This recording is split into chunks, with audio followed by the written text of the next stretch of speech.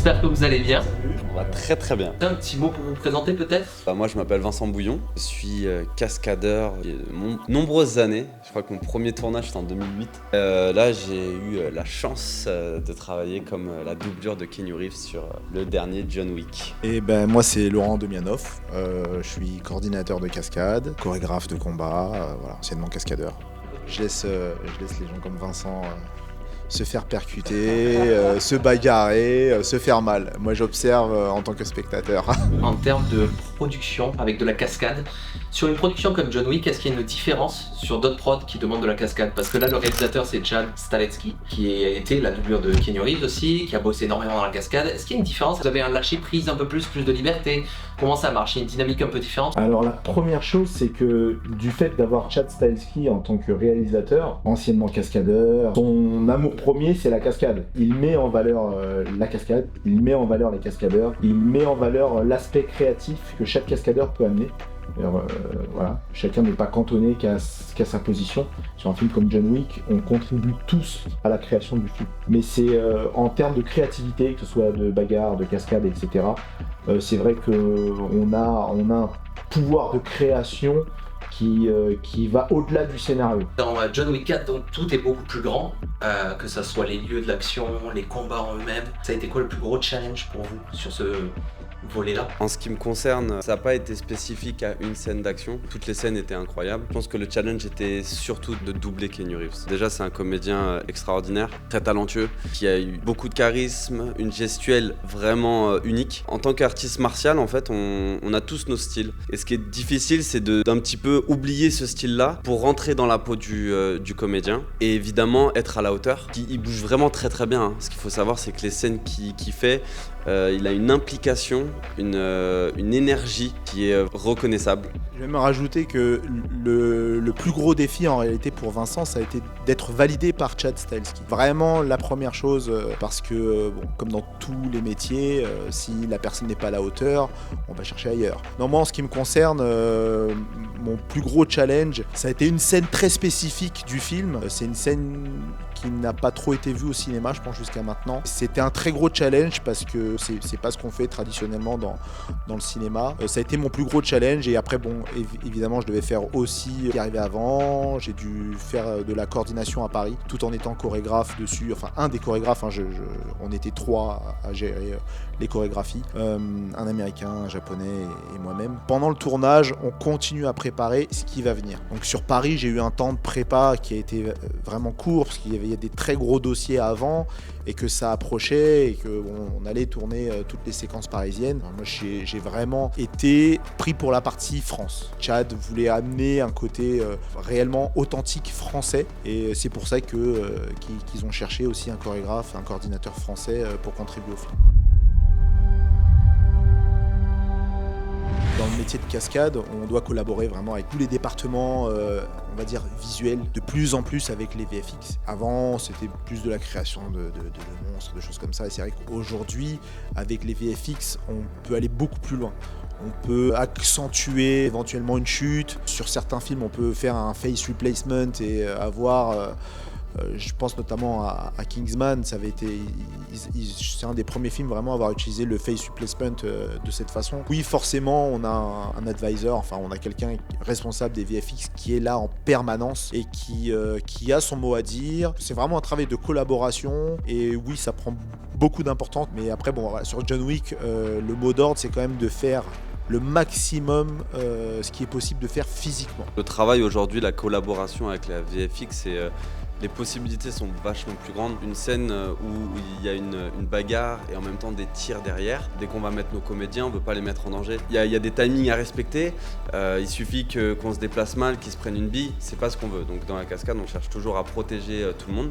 Essayer de combiner un petit peu ce côté visuel qui vient des effets spéciaux et cette réalité, je pense que ça donne une ampleur encore plus importante au film. Et sur un film comme John Wick, qui essaie vraiment, je pense, d'être très très très proche de la réalité. On a l'impression d'être dans la guerre, on est dedans. En tant que doublure, en général, en France, on est pris pour une action très spécifique. C'est-à-dire que sur un film d'action, on va avoir doubler un acteur sur une bagarre, sur une chute, mais c'est très rare pour un cascadeur de participer à l'intégralité d'un film. Alors donc le cascadeur, il vient, il fait sa bagarre, ciao, et puis c'est terminé. Sur un film comme John Wick, c'est de l'action tout le temps. Quand on vient doubler l'acteur, il faut avoir le mimétisme parfait. En tout cas, c'est l'exigence de Chad Stahelski, de son équipe 8711. Donc c'est vrai que Vincent est arrivé avec beaucoup de pression au départ. Et il y a eu un tournant, c'est-à-dire que la première répétition générale qu'on a eu, on a eu une première vraie répétition en décor où on lui montrait il apprenait des chorégraphies sur place, donc c'était compliqué. Chad est très regardant sur sa façon de tenir le flingue, sur sa façon de marcher. Il a pris ses premières critiques un peu négatives à ce moment-là, donc c'était une grosse pression pour lui, pour moi aussi, parce que on était quand même ensemble sur le même bateau. Je pense qu'à partir de ce moment-là, il a été encore plus observateur de comment bougeait pas Keanu Reeves, mais John Wick. Ça va de la démarche de John Wick, comment il fait courir, comment il se baisse, comment il utilise son corps, comment il recharge un flingue, comment il incline la tête. Donc ça a été un gros travail pour Vincent. Moi je l'ai vu évoluer jour après jour et ça a été vraiment un dur travail. Pour juste prendre un exemple, on a une scène d'escalier, une manière de monter. Moi je vais monter d'un certain rythme, la caméra va être derrière à suivre. Ok, une fois qu'arrive Keanu va faire sa scène, si lui il a un rythme différent, ça peut amener à avoir des erreurs de cadre. Et donc le but, déjà dans la répétition, dans la mécanique, on soit en conditions réelles. Qu'une fois que l'acteur arrive, on soit dedans. Pour revenir un petit peu à toute l'aventure, tout le travail qui a été fait. Je commence quelques entraînements avec Keanu. Honnêtement, c'est très difficile. Comme je l'ai dit un peu plus tôt, il faut oublier tout notre passé d'artiste martial, le reconstruire à travers l'identité de quelqu'un d'autre. J'ai essayé je l'observais à tout moment. Quand il allait manger, quand il rentrait dans son rôle en tant que John Wick, quand il s'échauffait, quand il bougeait, savoir où sont ses douleurs, pour ensuite mieux comprendre sa manière de bouger, parce que bouger avec une douleur à l'épaule peut faire ok, je comprends pourquoi maintenant il le fait de cette façon là. J'ai essayé de pousser vraiment le mimétisme au plus haut niveau, je pense, et ma plus belle récompense effectivement quand le réalisateur ou je pense que la totalité de l'équipe